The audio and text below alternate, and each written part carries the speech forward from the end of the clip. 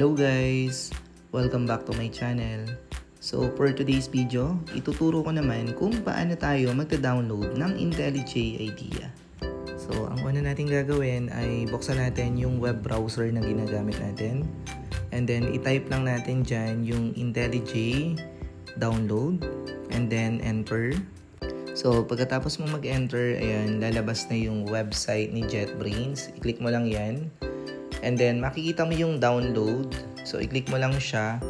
And then, i-click mo yung .exe or .exe windows para ma-download mo yung installer. So, dito, i-click ko siya. And then, makikita mo, ayan, may lalabas na thank you for downloading IntelliJ IDEA. So, dun sa taas, sa right side, ongoing na yung pagda-download ng installer. So, ayan, antayin lang natin siyang matapos.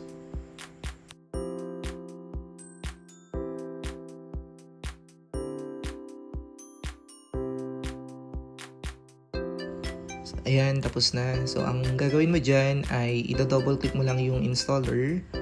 And then, antayin mo. Maglo-load siya.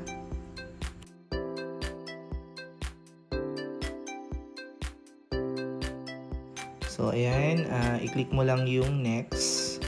And then, next lang ulit. And then, i-check mo lahat yung options na yan. And then, click next.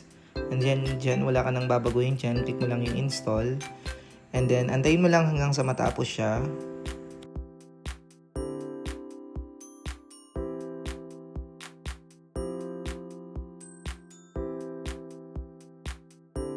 So, ayan. Pagka lumabas na to, completing IntelliJ IDEA setup. So, patapos na siya. I-click mo lang dyan yung run and then finish pagka gusto mo siyang i-run or i-test. So, ayan, dito nag-run tayo. And then, may isa-setup ka pa dyan.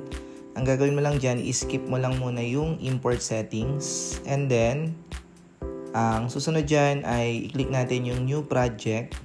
So, kasi dito sa latest version ni IntelliJ, pag nagpunta ka sa site nila, wala ng community edition na free na makikita ka, tsaka yung premium. So, pinagsama na sila sa isang installer. So, dito ang gagawin ko, mag-create muna ako ng class. So, magsasample lang muna ako dyan.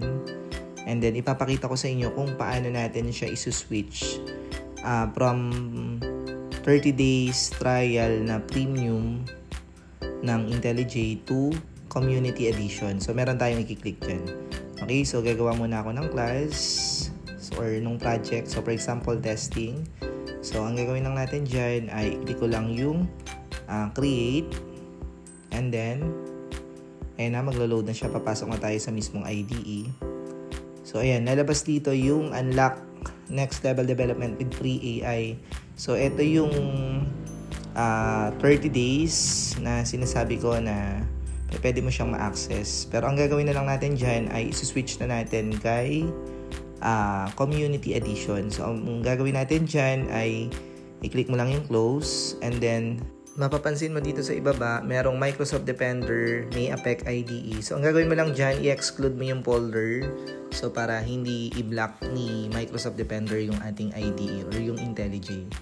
So, ayan, maglo-load siya and then makikita mo, meron siyang notification na excluded na yung folder or yung installer ng in-install natin. So, ang susunod na gagawin natin dyan ay i-click mo yung trial. And then, i-click natin dito yung manage your subscription. So, dito, isi-switch na natin from IntelliJ Ultimate to Community. So, ang gagawin ko lang dyan, ito makikita nyo, merong issued to trial user. So, makikita mo dito kung kailan may expired yung free trial mo. So, ang gagawin natin dyan, click mo lang yung deactivate subscription and magre-restart yung IDE mo. So, antayin mo lang.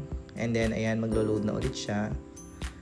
And then, so ayan, okay na, tapos na. So, nakapag-switch na tayo from Ultimate to Community Edition ng Java or ng IntelliJ IDEA natin. So, ayan, ganun lang kung paano natin ma-switch din from IntelliJ Ultimate to Community Edition. Happy coding! So, sana huwag mong kalimutang i-like and i-subscribe yung aking channel. At kung may tanong ka, maaari mo itong i-comment para ating masagot. So, yun lang. Salamat!